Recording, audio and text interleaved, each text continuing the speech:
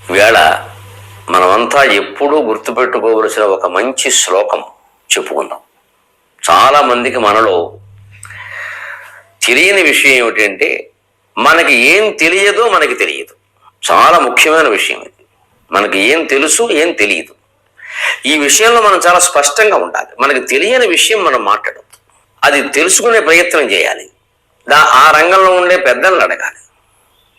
లేకపోతే ఇవాళ బాగా ఎలక్ట్రానిక్ మీడియా బాగా పెరిగిన తర్వాత సంబంధం లేని వ్యక్తులు కూడా టీవీల్లో కూర్చుని రకరకాల చర్చలు, అసలు భారతం కానీ రామాయణం కానీ గ్రంథాలు ఏమి చదవరు వాళ్ళు. ఇవాళ అందుబాటులో ఉన్నాయి. పూర్వం ఏదో మనం చదవనీయలేదు, ఇలాంటి ఏవో వెర్రి మాటలు మాట్లాడారు. కానీ ఇవాళ అందరూ చదువుకోవచ్చు. అందరూ చదువుకోవచ్చు అన్నప్పుడు చదువుతున్న వాళ్ళు ఎప్పుడో చదవనీయలేదని మాత్రం ఇప్పుడు మాట్లాడుతూ ఉంటారు. అది అప్పుడు కూడా వీళ్ళు చదవనిచ్చినా చదవరు కాబట్టి వద్దని చెప్పారు. అందులో అనుమానం ఏంది? ఎవరు చదువుతారో వాళ్ళకి తెలుసు, వీళ్ళు చదవరు, పైగా వంకలెడతారు, అందుకే వద్దని చెప్పారు. ఇప్పుడు చదవనిచ్చాం, ఎవరు చదివారు కనుక. అందుకే మనిషికి తెలియంది ఏమిటంటే, నీతిజ్ఞ నిజతిజ్ఞ వేదజ్ఞ అపి భవంతి శాస్త్రజ్ఞాక. నీతిజ్ఞ నియతిజ్ఞ వేదజ్ఞ అపి భవంతి శాస్త్రజ్ఞాక. బ్రహ్మజ్ఞ అపి లభ్యాక బ్రహ్మజ్ఞ అపి లభ్యాక. స్వ అజ్ఞానజ్ఞానినో విరళాక. స్వాజ్ఞానజ్ఞానినో విరళాక. ఎవరు చెప్పారో తెలియదు కానీ చెప్పు తీసి కొట్టడు చెప్పాడండి మనబోటిగాళ్ళకి. సినిమా రంగం గురించి ఒక్క మొక్క మనకి తెలియదు. సినిమా నిర్మాణం గురించి మనం మాట్లాడేస్తాం. వేదాల్లో ఏముందో మనకి తెలియదు. వేదాల్లో అది ఉందిట ఇది ఉందో వీడు ఎప్పుడూ చదవలేదు. అస్పృశ్యత గురించి వేదాల్లో ఉందిరా చూపించమనండి. అది ఎప్పుడు వచ్చింది? ఏ కులాలు ఎప్పుడు వచ్చాయి? పంచమవర్ణం ఎప్పుడు వచ్చింది? అసలు ఆ ప్రసక్తి ఎప్పుడు వచ్చింది? చతుర్వర్ణాలు ఏమిటి? పంచమవర్ణం ఎవరు పుట్టించారు? ఏం చారిత్రక పరిణామాలు ఏం గమనించారు? వేదాలు శాస్త్రాలు మనుస్మృతి అన్ని తగలబెట్టేది. బట్ వీడికి ఏదో ఓ మాట దోస్తే అది ఎక్కడో ఉందని కూడా తగలబెట్టేవాళ్ళం. అక్కడ ఉందా లేదా, మనం చూసామా లేదా ఏం అక్కర్లా. రామాయణంలో పలానా ఉంది. ఒక ఆయన కూడా పెద్ద మనిషి మాట్లాడుతున్న టీవీలో, నాకు ఆశ్చర్యమైంది. 1,00,000 శ్లోకాలు రామాయణాన్ని మేము పూర్తిగా చదివాం. అసలు రామాయణంలో 1,00,000 శ్లోకాలు లేవు, ఉన్నవి 24,000. మరి మిగిలిన 76,000 వీడు బాబు రాశాడా, వీడు తాత రాశాడా? ఇంత అజ్ఞానం అండి. రామాయణాన్ని తినడానికి ఇదే మార్గం. 1,00,000 శ్లోకాలు చదివాం, 1,00,000 లేనే లేవు. ఎక్కడ చదువుతావు? 1,00,000 ఉన్నది భారతం. ఆ విషయం వీడికి తెలియదు. వీడు భారతాన్ని 25,000 అంటాడు. ఇదే నీతిజ్ఞ, నీతి శాస్త్రం తెలిసిన వాళ్ళు ఉన్నారు. నియతిజ్ఞ, నియమాలు నిష్టలు అంటే ఒక రకంగా యోగ శాస్త్రం అది చదివిన వాళ్ళు ఉన్నారు. వేదజ్ఞ, వేద పండితులు ఉన్నారు, లోపల ఉన్నారు మహానుభావులు. అభిభవంతి శాస్త్రజ్ఞా, తర్కశాస్త్రం, వ్యాకరణ శాస్త్రం, న్యాయశాస్త్రం, ధర్మశాస్త్రం అని ఇంకా ఆధునికమైన శాస్త్రాలు చదివిన వాళ్ళు ఉన్నారు.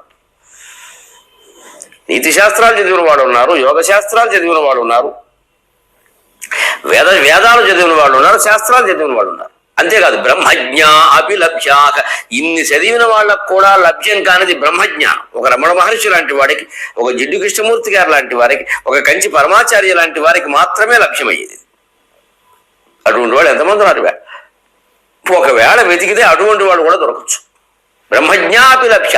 ఎందుకంటే మహానుభావుడు ఉషశ్రీ ధర్మ సందేహాలు చెప్పే రోజుల్లో ఓ మాట అడిగారు ఆయన. ఆయన ధర్మ సందేహాలు చెబుతూ ఏం చేసేవాడు అంటే, చివరిలో ఓ చెడుకేసి పోయేవాడు. ఇక మళ్ళీ వారం వరకు గుర్తుండేది అది. ఆ చివరి సందేహం అలాగే ఉండేది, ఆయన సమాధానం కూడా అలాగే ఉండేది. ఓ రోజున ఆదివారం నేను వింటూ ఉంటే గమ్మత్తైన ప్రశ్న అడిగారు ఎవరో.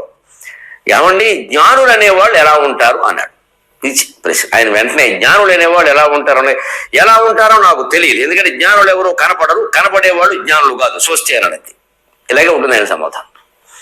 జ్ఞానులు అనేవాళ్ళు కనపడరు, కనపడేవాడు ఎవడు జ్ఞాని కాదు. అంటే ఈ జ్ఞానులు అనేవాళ్ళు ఈ భూమండలం మీద ఎవరు లేరు, నువ్వేం బాధపడదు. అసలు వాడు మనకు కనపడుతున్నాయంటే వాడు అజ్ఞాని. జ్ఞానం ఉన్నవాడు ఇక్కడ కనపడ్డాడు, ఇది వదిలేసి పోతాడు వాడు. ఎందుకంటే ఇదంతా మాయని వాడికి అర్థమైంది. మాయలో మళ్ళీ ధర్మం అధర్మం ఇంకేదో సంస్కారం ఇవన్నీ మన అహంకారాల కోసం మనం ఏడుస్తున్న వ్యవహారాలు. అది బాగుండాలి, ఇది పోవాలి, నీకేదో అనుకుంటున్నావు అది బాగుండాలని. అది బాగా పైకి వచ్చాక జరిగే చెడు చాలా ఉండదు. ఒకప్పుడు నీకు ఇప్పుడు చెడిపోయింది అనుకున్నది ఒకప్పుడు చాలా బాగుంది. అప్పుడు ప్రపంచం అంతా ఏం బాగుండలేదు, అప్పుడు గొడవలు అప్పుడు ఉన్నాయి. అంచేతం ఇవేవో మనం ఉద్ధరించేద్దాం. వివేకానందుడు లాంటి వాడు అన్నాడు, అంతకంటే ఉద్ధరించిన వాడు ఎవడు లేడు. ఈ సమాజం కుక్కతో ఒకలాంటిది. నాలాంటి వాడు ఎంతమంది చెప్పినా మళ్ళీ ఇది మామూలే. శంకరాచార్య చెప్పాడు మామూలైంది, నేను చెప్పాను మామూలైంది. అంచేతం మీరు చెప్పండి, తప్పు లేదు, కానీ ఏదో వచ్చేస్తుందని ఊహించకండి అన్నాడు. అంచేతనే బ్రహ్మజ్ఞానులైన వాళ్ళు మనకు కనపడరు అని. కానీ బ్రహ్మజ్ఞ అపి లభ్య, ఒకవేళ మన అదృష్టం బాగుండేదో పరీక్ష మహారాజుకు సుఖ మహర్షి దొరికినట్టుగా ఎక్కడైనా ఒక బ్రహ్మజ్ఞాని మనకు లభించవచ్చు. కంచి పరమాచార్య అలాంటి వాళ్ళే కదండి మరి మన మధ్యలో ఉన్నారు ఆయన. కానీ గమనించండి, ఎప్పుడైనా జనం మధ్యలోకి ఆయన వచ్చారా? ఎప్పుడైనా పత్రికా విలేకరులతో మాట్లాడారా? రాజకీయ నాయకులతో సమావేశాలు పెట్టుకున్నారా? వాళ్ళ సభల్లో ఆయన పాల్గొన్నారా? ఈవేళ మరి నేను అంటే బాగుండదు, పరిస్థితులు ఎలా ఉండదు, అన్నిట్లోనూ మూతెట్టేవాళ్ళే, అన్నిట్లోనూ ముక్కెట్టేవాళ్ళే. సన్యాసికి సంబంధం లేని విషయాలని సన్యాసులు మాట్లాడుతున్నారు ఇవాళ. అసలు ఏ మాటలు వాళ్ళ నోట రాకూడదు అవే వస్తున్నాయి ప్రత్యేకంగా. ఎందుకని? బ్రహ్మజ్ఞానులని జనానికి భ్రమ కలిగిస్తున్నారు కాషాయం కట్టుకోవడం ద్వారా. లోపల ఉన్నది కషాయం, బయటికి కనిపిస్తున్నది కాషాయం. అందుకని బ్రహ్మజ్ఞాభిలభ్య. ఇంత కల్మష ప్రపంచంలో కూడా ఓ రమణ మహర్షి లాంటి వారు, ఓ కృష్ణమూర్తి గారు లాంటి వారు, ఓ పరమాచార్య లాంటి వాళ్ళు ఉంటే ఉండొచ్చు. కానీ స్వ అజ్ఞానజ్ఞాని నో విరళాక, తన అజ్ఞానాన్ని తాను గుర్తించినటువంటి జ్ఞాని లేడు అన్నాడు. జ్ఞాని అంటే ఏదో తెలుసున్నవాడు, ఏదో తెలుసున్నవాడు, అది పక్కన ఎట్టండి కాసేపు. ఆ ఏదో తెలిస్తే ఇంకేది అక్కర్లేదు. ఏ జ్ఞానం తెలిసిన తర్వాత ఇంకే జ్ఞానమో అవసరం లేదు, అదే బ్రహ్మజ్ఞానం. అది తెలిసిన వాడు ఇక్కడ ఉండడు. ఇక్కడ ఉంటున్న జ్ఞానులందరూ ఎటువంటి వాళ్ళు అంటే కనీసం వాళ్ళకి ఏది తెలియదో అది తెలిస్తే చాలు. ఇప్పుడు నాకేదో సాహిత్యం తెలుసు, కొద్ది గొప్ప తత్వం తెలుసు, జ్యోతిష్ శాస్త్రం నాకు తెలియదు, వాస్తు నాకు తెలియదు. అంటే ఎవరైనా జాతకాలు ముహూర్తాలు వాస్తు నా వల్ల కాదమ్మా. అప్పటికి కొంతమంది ఏమన్నా మీకు తెలుసున్న వాళ్ళు ఎవరైనా ఉంటే సరే నేను ఏదో 2-3 నెంబర్లు దగ్గర పెట్టుకున్నా, మరి ఏం చేయను, వీళ్ళకి ఏదో చెప్పాలి కదా, లేకపోతే నా వెనక ఏర్పడతారు. అందుకని నేను ఏదో కాకినాడలో ఆకుండా సూర్యనారాయణమూర్తి గారు నాకు తెలుసు, ఆయన నెంబర్ ఇచ్చేస్తాను. లేకపోతే హైదరాబాద్లో శ్రీనివాస గారికి సివి సుబ్రహ్మణ్యం గారు ఉన్నారు, వాళ్ళ నెంబర్లు ఇచ్చేస్తాను. వాళ్ళ పాటలు వాళ్ళు పడతారు, నాకు అనవసరం. లేకపోతే ఇప్పుడు ఈ పుబ్బ కడుపుబ్బ ఇవన్నీ నేను ఎక్కడ చూడను, నాకు తెలియదు అది. కానీ మనకున్న ఇమేజ్కి, కండువానికి, గౌరవానికి అన్ని అడుగుతారు. ఇంకా అసలు కుక్కకి తెలియదండి చేతుల్లో గీతలకి ఫలితాలు ఉంటాయి. అయితే కుక్క కూడా ముందు మన కార్డు ఇస్తుంది, ఇలాగ నాకేమైనా జాతకం చెప్పండి, అంత పిచ్చి పట్టుకుంది ఇవాళ. మనం దేన్ని తెలుసుకోవాలంటే మనకి ఏది తెలుసు, ఏది తెలియదు. కాబట్టి ఆ తెలియని దాని మీద మనం మాట్లాడద్దు.